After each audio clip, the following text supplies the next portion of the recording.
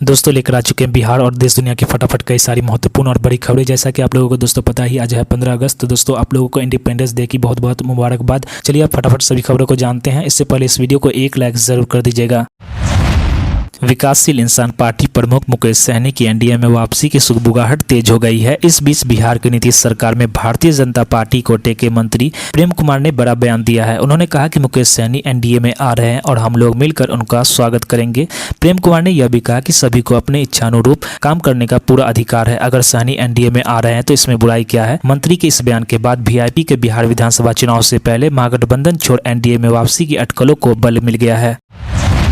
बिहार में विधानसभा चुनाव से पहले कांग्रेस के प्रदेश अध्यक्ष रहे रामजन सिन्हा वापस पार्टी में आ गए हैं। उन्होंने बुधवार को नई दिल्ली में कांग्रेस नेता पवन खेड़ा की मौजूदगी में पार्टी की सदस्यता ग्रहण की। इस दौरान बिहार कांग्रेस के मौजूदा अध्यक्ष अखिलेश प्रसाद सिंह भी मौजूद रहे।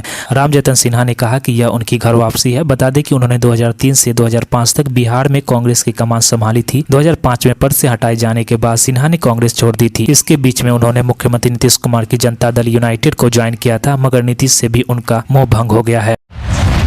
बिहार के पूर्णिया शहर में ऐतिहासिक झंडा चौक है। यहाँ स्वतंत्रता दिवस के मौके पर आधी रात को ही तिरंगा फहराने की परंपरा है। घड़ी में जैसे ही 12:01 होते हैं झंडा चौक पर राष्ट्रीय ध्वज फहरा दिया जाता है। यह परंपरा 1947 से चली आ रही है। इस साल भी स्वतंत्रता दिवस के मौके पर बुधवार आधी रात को यह तिरंगा फहराया जाएगा। बता दें कि भारत और पाकिस्तान के अंतर्राष्ट्रीय बाघा अटारी बॉर्डर पर भी आधी रात में झंडोत्तोलन किया जाएगा। पटना हाईकोर्ट ने मंगलवार को केंद्रीय रिजर्व पुलिस बल के जवान सुमित कुमार की सेवा बहाल करने का आदेश दिया। जवान के अपनी कैंसर पीड़ित मां के इलाज के लिए अनौपचारिक रूप से छुट्टी ले ली थी। इस वजह से उन्हें नौकरी से बर्खास्त कर दिया गया था। इसके खिलाफ सुमित की ओर से लेटर पेटेंट अपील दायर की गई थी। इस पर सुनवाई करते हुए जस्टिस पीवी वजेंद्री और जस्टिस आलोक कुमार पांडे की बेंच ने एकल पीठ के आदेश को खारिज कर दिया और सुमित कुमार की सेवा फिर से बहाल करने का निर्देश दिया। बिहार के समस्तीपुर जिले में रेलवे स्टेशन पर वैशाली सुपरफास्ट की दिव्यांग बोगी में सवार एक दिव्यांग यात्रियों के साथ ट्रेन के गार्ड ने बदसलूकी करने के साथ बोगी का धक्का मुक्का देकर उतार दिया गया। इसका वीडियो सोशल मीडिया पर वायरल है। बता दें जिसके बाद समस्तीपुर डीआरएम विनय श्रीवास्तव ने मामले की जाँच के लिए 3 सदस्यीय कमेटी का गठन किया है। डीआरएम ने बताया कि यह घटना काफी दुखद है। बिहार के मोकामा से पूर्व विधायक अनंत सिंह को पटना हाईकोर्ट से बड़ी राहत मिली है। चर्चित AK-47 केस में पटना हाईकोर्ट ने उन्हें बरी कर दिया है। बताया जा रहा है कि इस केस में सबूत के अभाव में अनंत सिंह को बरी कर दिया गया है। इस केस में साल 2016 में अनंत सिंह को जेल जाना पड़ा था। पटना के सतेबाट के इलाके में अनंत सिंह को छोटे सरकार के नाम से भी जाना जाता है। AK-47 मामले में बरी होने के बाद अब अनंत सिंह जेल से बाहर आ जाएंगे। आपको बता दें कि इसी मामले में सिविल कोर्ट ने पूर्व विधायक को 10 साल की सजा सुनाई थी, लेकिन अब पूर्व विधायक को राहत मिल गई है। वैशाली जिले के महुआ बाजार इलाके में मंगलवार और बुधवार की दरमियानी रात में घुसकर अज्ञात अपराधियों ने एक दवा व्यापारी के पत्नी की नृशंस हत्या कर दी। महिला का शव ऐसे हालत में मिला जिससे बलात्कार या फिर रेप की कोशिश से नाकाम रहने पर हत्या की आशंका भी जताई जा रही है। मृतकों को चाकू से गोद कर मारा गया है। महिला 2 बच्चों की मां थी। घटना के वक्त मृतक घर में अकेले थी। अनुमान लगाया जा रहा है कि हत्या की यह वारदात रात करीब 1 बजे के आसपास अंजाम दी गई है। बिहार के पूर्व मुख्यमंत्री और राष्ट्रीय जनता दल अध्यक्ष लालू प्रसाद यादव ने सीएम और जनता दल यूनाइटेड के अध्यक्ष नीतीश कुमार को भारतीय जनता पार्टी की अगुवाई में चल रही केंद्र सरकार के खिलाफ उकसाते हुए कहा कि दिल्ली में हक मांगना नहीं बल्कि छीनना पड़ता है।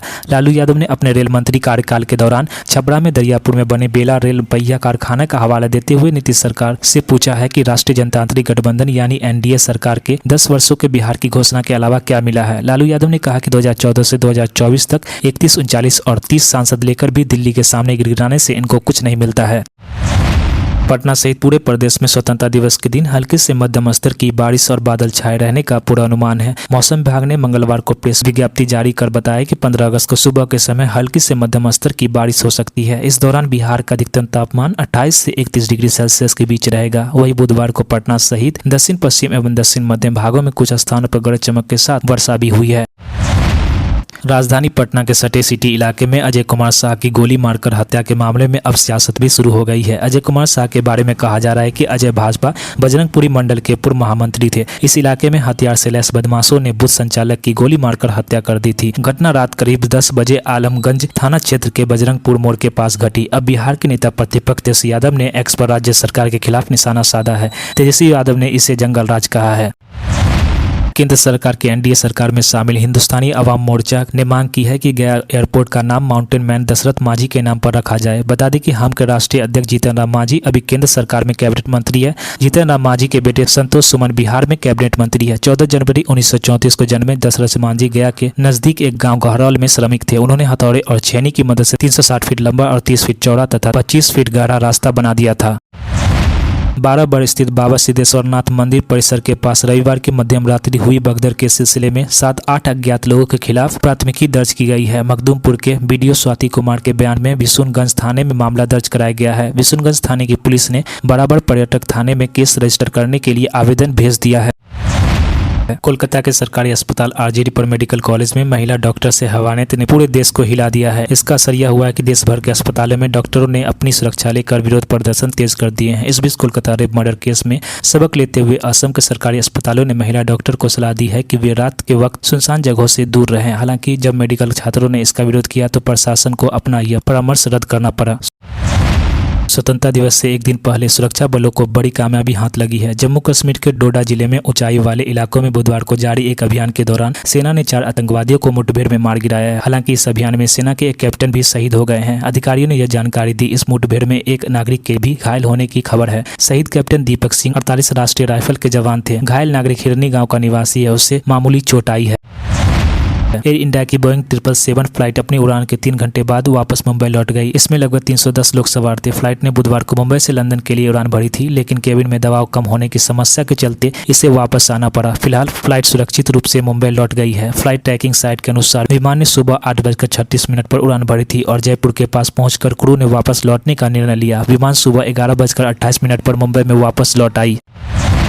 कांग्रेस नेता राहुल गांधी ने कोलकाता के एक अस्पताल में डॉक्टर्स के रेप और कत्ल के मामले में चुप्पी तोड़ी है। बीते सप्ताह हुए इस घटना पर अब तक राहुल गांधी की प्रतिक्रिया नहीं आई थी। उन्होंने बुधवार को एक्स पर लिखे एक पोस्ट में कहा कि आरोपी को बचाने का प्रयास किया जा रहा है। इसके साथ ही उन्होंने हाथरस, उन्नाव और कठुआ में हुए यौन उत्पीड़न की घटनाओं का भी जिक्र कर दिया है। इस तरह इशारे में उन्होंने ममता बनर्जी के अलावा साथ ही साथ भाजपा शासित राज्यों सरकारों को भी कटघरे में खड़ा करने की कोशिश की है। रेलवे मंत्री ने 52 वंदे भारत ट्रेनों में अत्याधुनिक कवच 4.0 एंटी कोलिजन सिस्टम लगाने का फैसला किया है। यह कवच सिस्टम एक स्वदेशी रूप से विकसित ऑटोमेटिक ट्रेन प्रोटेक्शन तकनीक है, जिसे भारतीय उद्योग के सहयोग से रिसर्च, डिजाइन और स्टैंडर्ड ऑर्गेनाइजेशन द्वारा डिजाइन किया गया है। वर्तमान में वंदे भारत ट्रेन में कवच 3.2 संस्करण का उपयोग किया जा रहा है, जिसके बाद जल्द ही 4.0 पे अपग्रेड किया जाएगा। बता दें कि रेलवे मंत्री अश्विनी वैष्णव ने जानकारी दिया है कि इस प्रक्रिया में कुछ समय लगेगा, लेकिन यह काम युद्ध स्तर पर चल रहा है। हाल के दिनों में हुए रेल घटनाओं के बाद यात्रियों की सुरक्षा के लिए यह कदम काफी जरूरी माना जा रहा है। एक तरफ जहां बांग्लादेश में भड़की हिंसा की आग धीरे धीरे शांत होने की कगार पर है, वहीं दूसरी तरफ इससे भड़की चिंगार भारत में दस्तक दे रही है। कोलकाता में मुजीबुर रहमान की मूर्ति के हटाने की मांग को लेकर विवाद शुरू हो गया है। वहीं ऑल इंडिया माइनॉरिटी फॉर्मेशन ने कोलकाता के बेकर हॉस्टल में बंगबंधु शेख मुजीबुर रहमान की मूर्ति हटाने की मांग की है। वहीं कोलकाता के शिक्षाविदों और बुद्धिजीवियों ने मूर्ति हटाने की कोशिश की कड़ी आलोचना की है। इस बीच बांग्लादेश की स्थिति को देखते हुए पुलिस ने इलाके में सुरक्षा बढ़ा दी है। सुप्रीम कोर्ट ने बुधवार को राज्यों के खनिज और खनिजों से भरी भूमि पर कर लगाने का अधिकार दिया है। यह 1 अप्रैल 2005 से प्रभावी होगा। बता दें कि यह आदेश देश के खनिज समृद्धि राज्यों के लिए अत्यंत महत्वपूर्ण है। 9 जजों की पीठ ने अपने 25 जुलाई को इस मामले पर फैसला सुनाया था। आज कोर्ट ने इसकी शर्तें निर्धारित कर दी है। भारत के मुख्य न्यायाधीश धनंजय वाई चंद्रचूड़ की अगुवाई वाली पीठ ने आदेश दिया है कि 1 अप्रैल 2005 से प्रभावी रूप से कर लगा सकते हैं। स्वतंत्रता दिवस के मौके पर दिल्ली में हाई अलर्ट जारी है। रिपोर्ट के मुताबिक खुफिया एजेंसियों का पुट मिला है कि जम्मू में सक्रिय आतंकी दिल्ली या उनके आसपास इलाकों में आत्मघाती हमला करने की फिराक में हैं। दिल्ली के अलावा पंजाब में भी सुरक्षा बलों का अलर्ट पर रखा गया है। उग्रवादियों के बीच हुई बातचीत के आधार पर खुफिया एजेंसी ने इनपुट जताया है। एजेंसियों का कहना है कि जरूरी नहीं है कि हमला स्वतंत्रता दिवस के मौके पर ही हो। ऐसा इसलिए क्योंकि उन दिन भारी सुरक्षा दल हर जगह तैनात रहता है, लेकिन 1 या 2 दिन बाद आतंकी हरकत कर सकते हैं। तेलंगाना में राज्यसभा उपचुनाव के लिए कांग्रेस ने अभिषेक मनु सिंघवी को अपना उम्मीदवार बनाया है। कांग्रेस अध्यक्ष मल्लिकार्जुन खड़गे ने अभिषेक मनु सिंघवी की उम्मीदवारी को मंजूरी दी है। अभिषेक मनु सिंघवी एक जाने माने कानूनी विशेषज्ञ और राजनेता है। तो दोस्तों, इसके साथ ही खबर समाप्त होती है। और भी ऐसी खबरों के लिए इस वीडियो को एक लाइक जरूर कर दीजिएगा। तो मिलते हैं नेक्स्ट खबरों में, तब तक के लिए जय हिंद, जय बिहार, जय भारत।